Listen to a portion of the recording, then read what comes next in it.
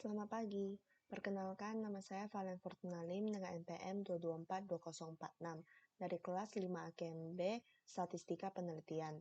Jadi hari ini kita akan melakukan hasil uji data kita dalam Smart PLS.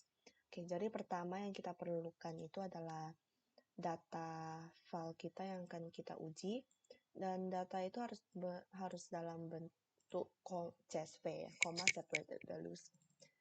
Kita klik. Jadi ini adalah hasil data yang akan kita pakai untuk menguji data kita. Kemudian sini. Oke, pertama dalam Smart PLS, pertama kita di sini kita tekan new project. Kemudian kita kasih nama untuk file kita. Kemudian klik OK. Oke, kemudian di sini kita akan double klik untuk import data kita. Dan ini adalah data kita yang bentuk CSV tadi ya. Kita klik, kita OK. Oke, jadi sini akan muncul data kita. Di sini ada 33 record sesuai dengan Excel yang ada tadi. Kemudian di sini kita klik 2 kali. Oke, kemudian akan muncul ini. Kemudian kita akan masukkan variabel-variabel kita ke dalam sini. Pertama itu ada ini.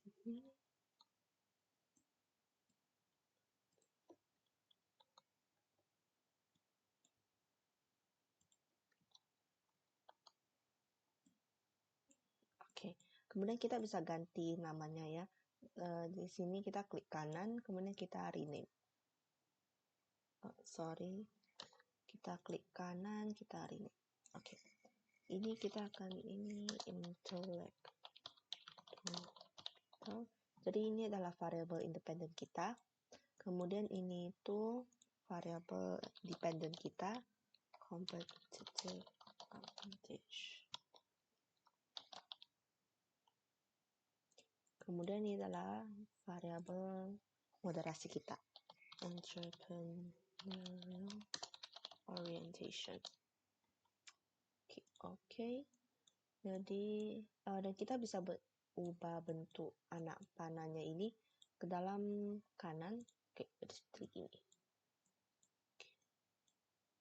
Kemudian untuk menghubungkan antara variabel kita di sini kita klik connect.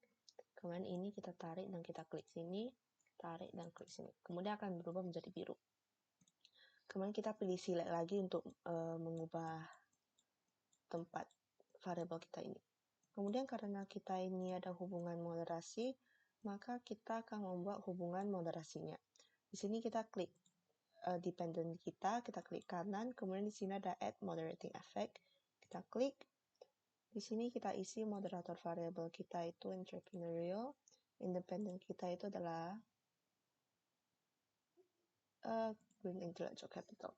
Oke, kemudian kita klik OK, maka akan muncul efek moderatingnya di sini.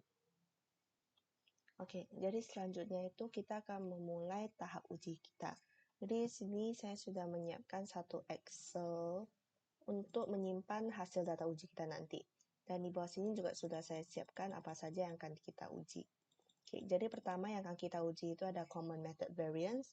Oke, jadi di sini kita tekan di atas sini ada calculate. Kita tekan, kemudian kita pilih PLS algorithm. Dan kita start calculation. Oke, karena yang pertama itu common method variance, di sini kita quality criteria, kita akan memilih collinearity statistic VIF. Kemudian ini ada hasilnya, outer VIF values-nya, kita akan copy to clipboard dalam Excel format. Kemudian di sini kita akan paste hasilnya. Oke. Kemudian dia ada inner VIF values juga, kita copy juga. Kita masukkan ke sini. Oke, ini ada hasil uji dari yang sebelumnya. Saya taruh di sini biar kita bisa gampang lihat juga.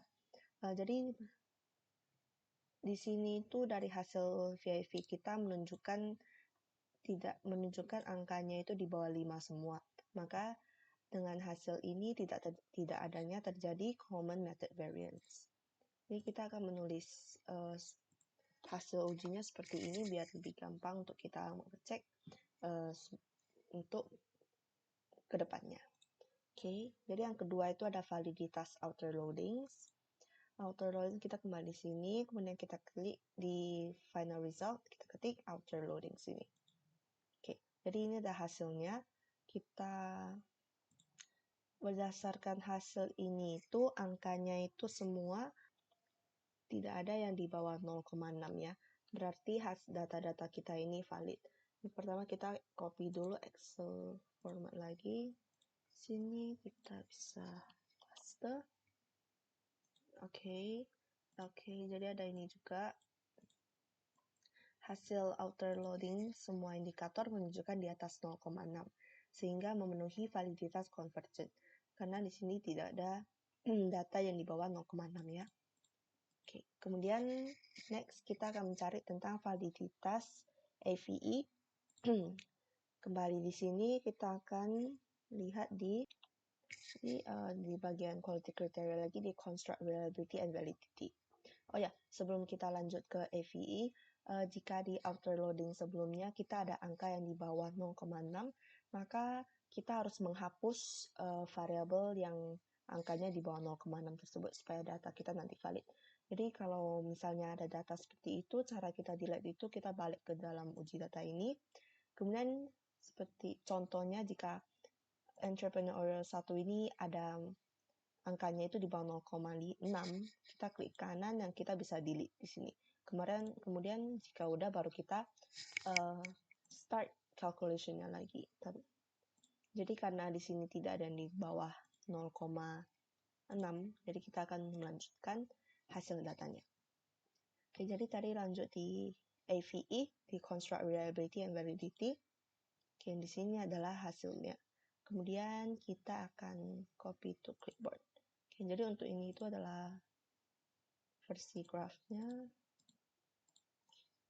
Kemudian kita paste ke sini. Di sini kita paste. Oke. Karena nilainya itu ini ada sebelum. Oke, nilainya itu di bawah dari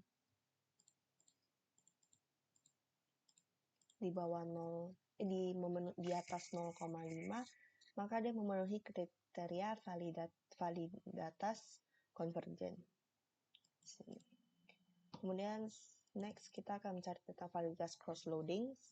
Kita balik ke sini dan kita akan ke quality criteria di discriminant validity ini. Di sini kita pilih dulu cross loading-nya. Kita copy dulu formatnya ke sini. Oke, ini.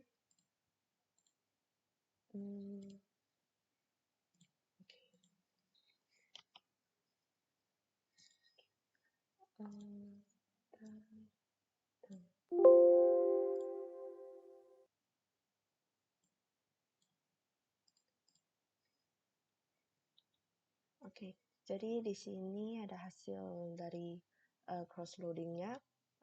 Jadi meskipun beberapa indikator itu menunjukkan nilai korelasi kurang dari 0,7, namun semua indikator itu telah berkumpul atau berkorelasi tinggi, sehingga dengan masing-masing variabelnya, sehingga dapat disimpulkan uji validitas diskriminan itu terpenuhi.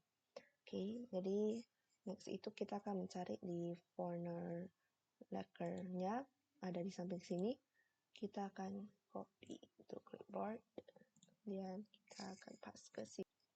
Oke, jadi di sini itu kita bisa lihat validitas diskriminan itu terpenuhi jika akar kuadrat AVE yang untuk setiap konstruk lebih besar dari korelasi antar konstruk dalam model. Oke, jadi yang atas ini kita ini di sini dan ini.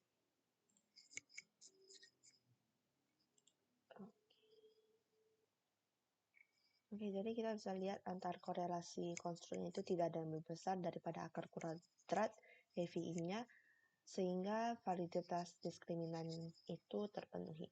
Oke, selanjutnya itu ada HTMT. Di sini dia itu heterotrade monotrade ratio. Sini kita copy, kita paste ke Excel. Oke, dari sini kita bisa lihat hasil datanya itu sebagian besar nilainya itu kurang dari 0,9-nya. Jadi berdasarkan kriteria ini datanya memenuhi diskriminan validity.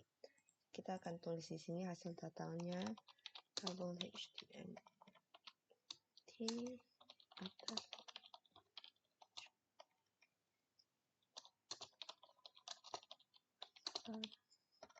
nilai korelasi antar konstruk kurang dari 0,9 sehingga berdasarkan kriteria ini data memenuhi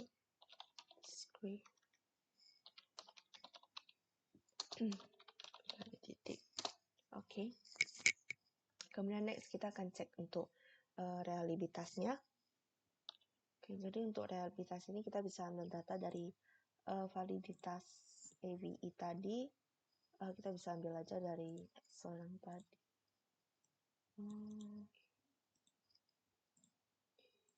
Sini kita akan cek untuk cronbach alpha-nya dan average ini. Jadi nilai cronbach alpha dan composite reliability harus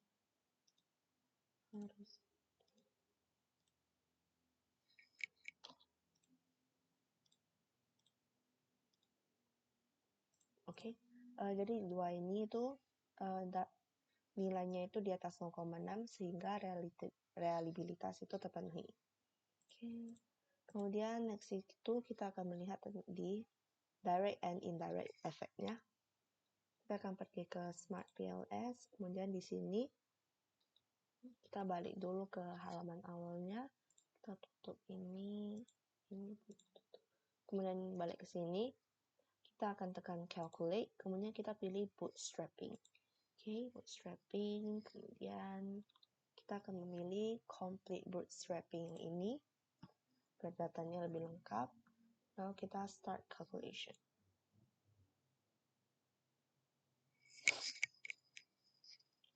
Tunggu datanya. Oke.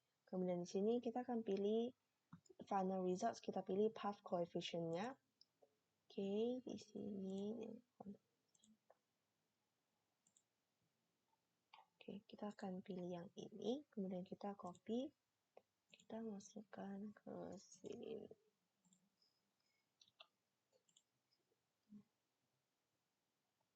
Oke, kemudian jadi kita lihat dari hasil ini, kita lihat dari yang pertama entrepreneur orientation ke competitive advantage, nilainya itu adalah 0,000. Jadi nilainya itu di bawah 0,05, maka dapat disimpulkan kalau entrepreneur orientation ini memoderasi hubungan antara green intellectual capital kepada competitive advantage. Kemudian yang kedua itu ada green intellectual capital to competitive advantage, hasilnya itu 0,002 juga hasilnya itu juga di bawah 0,05, maka dapat disimpulkan kalau green intellectual capital itu berpengaruh signifikan terhadap competitive advantage. Kemudian selanjutnya kita akan melihat mencari data untuk R-squared ini. Kita balik ke sini dan kita pilih quality criteria ini, kita pilih R-squared sini.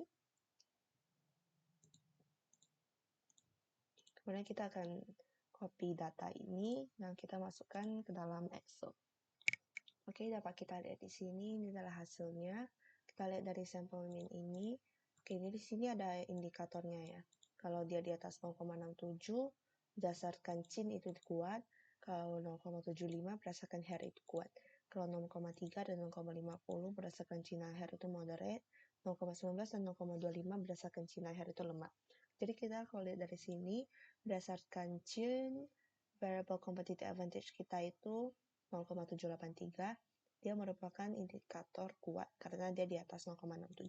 Kalau menurut hair, dia itu juga termasuk kuat karena di atas 0,75. Oke, selanjutnya kita akan cari SRMR. Sini model fit, kemudian SRMR.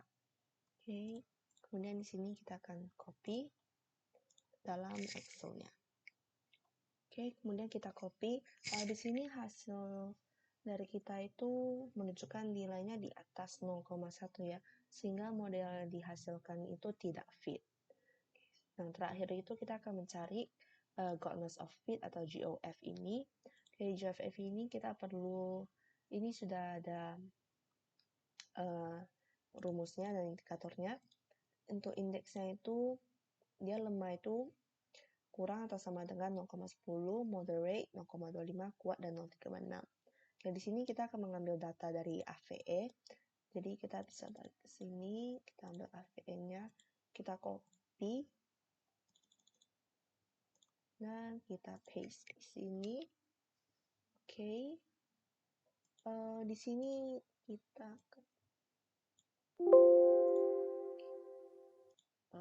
sebentar. Kemudian untuk R squared-nya juga kita ambil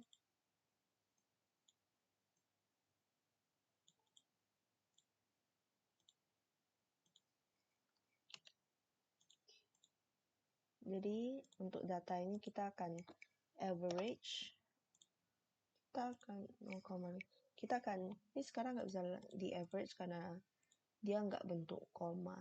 Kita akan ganti dia jadi koma.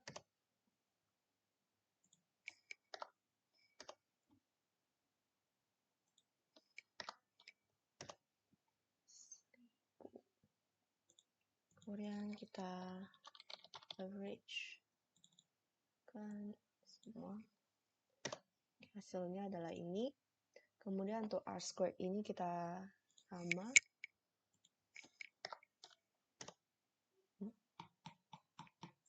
Oke, jadi hasilnya ada ini. Jadi nanti hasilnya akan seperti ini. Untuk R squared ini kita kalikan dengan hasil EV ini. Kemudian hasilnya akan jadi 14,0. Jadi hasilnya itu, maaf tadi kita ada salah penulisan angka di sini. Oke, kemudian hasilnya menjadi ini 0,09 dan hasilnya adalah 0,73. Baik, jadi hasil yang kita dapatkan itu di atas 0,36, maka model ini termasuk dalam kategori kuat. Oke, kemudian untuk akhirnya kita akan ini gambar modelnya. Ini udah selesai, jadi kita balik ke sini. Kita bisa klik kanan, kemudian kita pilih export as image to clipboard. Kita klik, kemudian kita ke Excel. Kita bisa pas di sini. Oke. Jadi hasil model kita itu akan ada di sini. Oke. Nah, baik. Begitu saja untuk hasil tutorial uji data dengan Smart PLS ini. Semoga dapat membantu dan maaf jika ada salah perkataan ataupun penjelasan yang kurang jelas. Terima kasih.